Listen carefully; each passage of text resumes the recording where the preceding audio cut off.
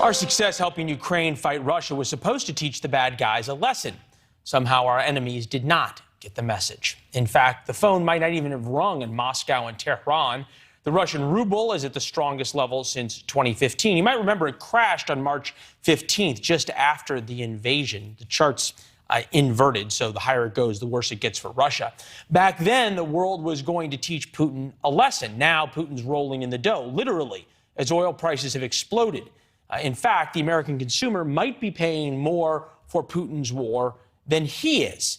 And Iran continues to test the Biden administration. Iranian Revolutionary Guard speedboats harassed a U.S. Navy patrol boat in the Strait of Hormuz. Both speak to a world largely unafraid of American power or our willingness to use it. General Philip Breedlove's here, former Supreme Allied Commander of NATO. Is there any way to read this other than as a test of American willpower? Well, I think what we see is a world that watched how we left Afghanistan and a world now that has watched how risk adverse we are in Ukraine.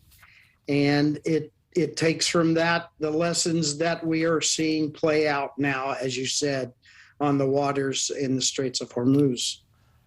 I think about the assassination of Qasem Soleimani by the Trump administration. I remember covering it, and there was a lot of people who said it was going to start World War III. In fact, it didn't, and the Iranians got into line pretty quickly. Do they need to be taught another lesson? Well, this is not a political thing. It's not about one president versus the other. It's about how America stands in the world. If the world looks at America, no matter which party's leading it, and America acts from a position of reserved strength, meaning very capable of defending itself and making its presence known around the world, then the world is going to treat us one way. And we've had those periods in our past. But when we transmit to the world what we did in the way we left Afghanistan, and when we stand up and promise the world we're not going to fight in Ukraine and other things, then the world takes lessons from that. It doesn't matter about political parties or politicians. It matters about what America does. And we're transmitting that we are hesitant and we are risk averse. Is there a way to read the pictures we're seeing right now of Iran, throwing speedboats in the front of U.S. Navy ships, as anything, A, other than a test, and B, is there any reason for the Iranians to stop and not escalate if they don't get a response from the U.S.? Well, they've done this in the past. They've tested us in the past. And in fact, they've struck us in the past. And so we respond to these things in ways that send them clear messages. And I have a lot of confidence in our Navy commanders, our individual ship commanders. If these guys get too boisterous, then they'll teach them a lesson, and then they will respond in the appropriate way. Well, General, I guess this goes two ways, though. If the orders were from the Biden administration, teach them a lesson in a disproportional way, then they would have taught them a lesson. If the orders from the Biden administration are hold your fire as long as you can because we really want to deal on the nuclear front, then they'll do something else, right? They're only as good as their orders.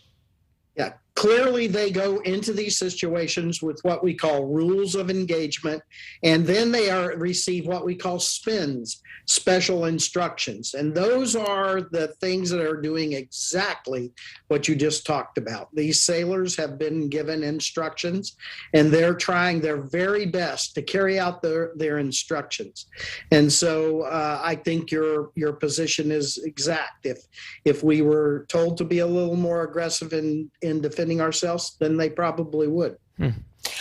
How does this all tie into what's happening in Russia? For so long, the Biden administration said Putin's paying the price. We're making Putin pay a price.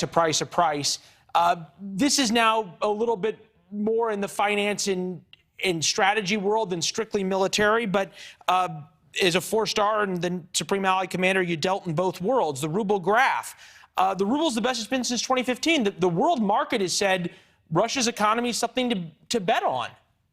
Leland, you and I have talked about this in the past. What is absolutely clear and factual is that sanctions have never changed Mr. Putin's behavior.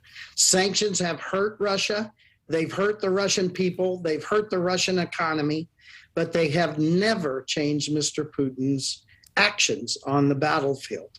And so here we are in a situation where we give him, honestly, a leg up in certain cases. We were a energy independent nation, and now we are dependent on exterior actors to supply us energy.